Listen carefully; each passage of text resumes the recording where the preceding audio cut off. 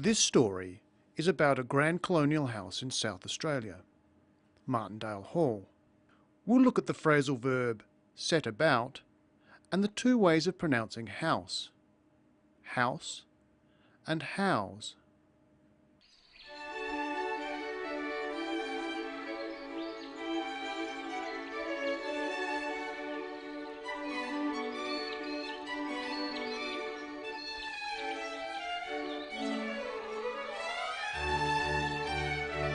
Martindale Hall was built in 1879. It was built for a 21-year-old sheep farmer, a young man called Edmund Bowman Jr. who had a rather inflated impression of his importance in the world and decided he wanted to live a lifestyle with servants and a grand house. He had 14 servants, 13 female and 1 butler, and lived a very princely lifestyle here for many years. He inherited enormous wealth when his dad drowned in the local river, and he had decided that he went off to Cambridge to study and came back with the plans for the house, which is obviously in English style, Georgian, and 50 workers he brought with him. The 50 men were housed in tents, and they set about building the place with hand tools, of course, and they managed to build this house and all the other outbuildings in the very short time of 23 months.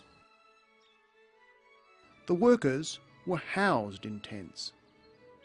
They lived in tents. Notice that when the word house is used as a verb, it is pronounced howse. The workers weren't housed, they were housed. Listen again. The 50 men were housed in tents. They set about building the place. To set about something is to start doing it, usually in a purposeful way. How long did it take after they had set about building it? And they managed to build this house and all the other outbuildings in the very short time of 23 months. It took just 23 months to build. Notice that the past tense and past participle of build is not builded, it's the irregular built. Martindale Hall was built in 1879. It was built for a 21-year-old sheep farmer. What sort of house was it? He had horse polo fields, he had a cricket oval where English cricket teams often came to play, he had a fully functional racecourse, so this was a party and sporting house in every sense of the word. It was a party and sporting house.